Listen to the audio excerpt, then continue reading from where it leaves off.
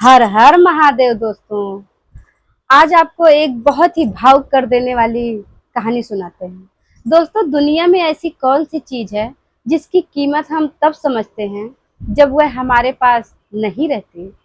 पैसा चला जाए तो दोबारा कमाया जा सकता है, घर छूट जाए तो नया बनाया जा सकता है, रिश्ते टूट जाए तो कभी कभी उन्हें फिर से जोड़ा जा सकता है। लेकिन अगर माँ चली जाए तो क्या उसे वापस लाया जा सकता है? नहीं। इसलिए आज की कहानी सिर्फ एक माँ की कहानी नहीं है। यह उन सभी बच्चों की कहानी है जो अपनी माँ से प्यार तो बहुत करते हैं, लेकिन कभी-कभी उन्हें यह बताना भूल जाते हैं कि माँ, तुम मेरे लिए कितनी खास हो। कहानी एक छोटे से गांव में अमन नाम का एक लड़का अपनी माँ के साथ रहता था। अमन के पिता का बचपन में ही देहांत हो गया था।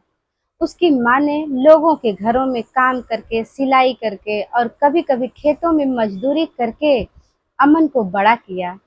माँ की एक इच्छा थी, मेरा बेटा पढ़ लिख कर बड़ा आदमी बने। वह खुद आधा पेट खाती, लेकिन अमन की फीस कभी नहीं रुकने देती।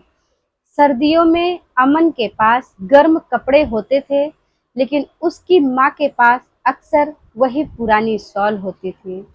बारिश में अमन के जूते गीले ना हो, इसलिए माँ खुद छाता लेकर उसे स्कूल छोड़ने जाती थी। और जब अमन पूछता, माँ आप भीग क्यों रही हो, माँ मुस्कुराकर कहती, मुझे बारिश अच्छी लगती है बेटा। अमन छोटा था, इसलिए उसे माँ की बात सच लगती थी। उसे कहाँ पता था कि माँ को बारिश नहीं, अपने बेटे की चिंता होती थी।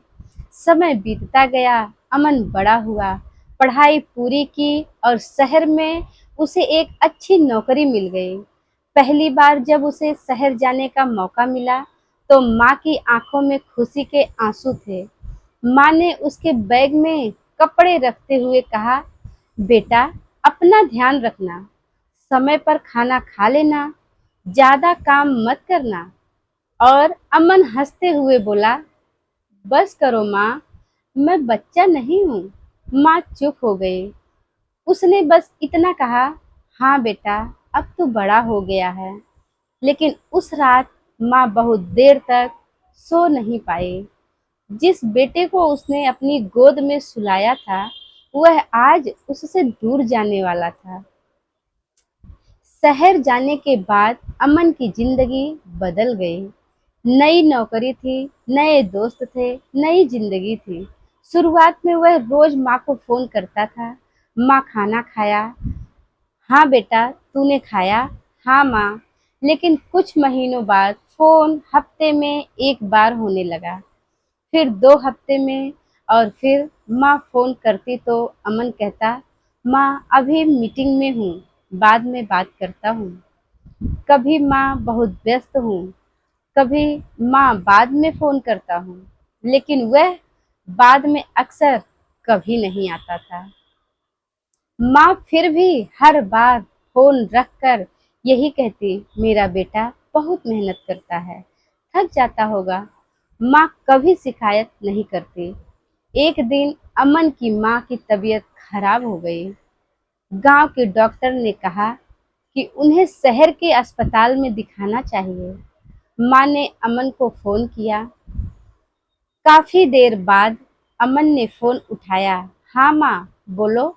माँ ने धीमी आवाज में कहा, बेटा मेरी तबीयत थोड़ी खराब है, डॉक्टर ने शहर आने को कहा है। अमन कुछ पल चुप रहा, फिर बोला, माँ इस हफ्ते ऑफिस में बहुत काम है, अगले हफ्ते आ जाऊंगा। माँ ने कहा, ठीक है बेटा, तू काम कर, मैं संभाल लूंगी। और फोन रख दिया। फोन रखते ही माँ की आंखों से आंसू निकल आए, लेकिन उसने आंसू पोंछे और मुस्कुराते हुए खुद से कहा, मेरा बेटा परेशान ना हो, इसलिए उसे नहीं बताऊंगी कि दर्द कितना है। यही तो माँ होती है, अपने दर्द को छुपाकर भी बच्चे की चिंता करती है। कुछ दिन बाद अमन के पास गांव से फोन आया। उधर से आवाज थी, अमन बेटा जल्दी गांव आ जाओ। अमन घबरा गया, क्या हुआ? कुछ सेकंड की खामोशी के बाद जवाब आया, तुम्हारी माँ बहुत बीमार है। अमन उसी वक्त गांव के लिए निकल पड़ा। बस की खिड़की से बाहर देखते हुए उसे माँ की सारी यादें आने लगी। माँ का सुबह उठाकर कहना, बेटा स्कूल के लिए देर हो जाएगी। माँ का अपना निवाला छोड़कर कहना, मेरा बेटा मेरा पेट भर गया है। माँ की बारिश भीग कर उसे छाता देना। माँ का रात को उसके कमरे के बाहर बैठकर उसके पढ़ने का इंतजार करना। और फिर उसका आखिरी फोन, बेटा मेरी तबीयत थोड़ी खराब है। अमन की आंखों से आंसू बहने लगे। वह खुद से कह रहा था, काश उस दिन मैं माँ के पास चला गया होता। जब अमन घर पहुंचा तो आंगन में बहुत सारे लोग खड़े थे। घर के अंदर माँ चारपाई पर लेटी हुई थी।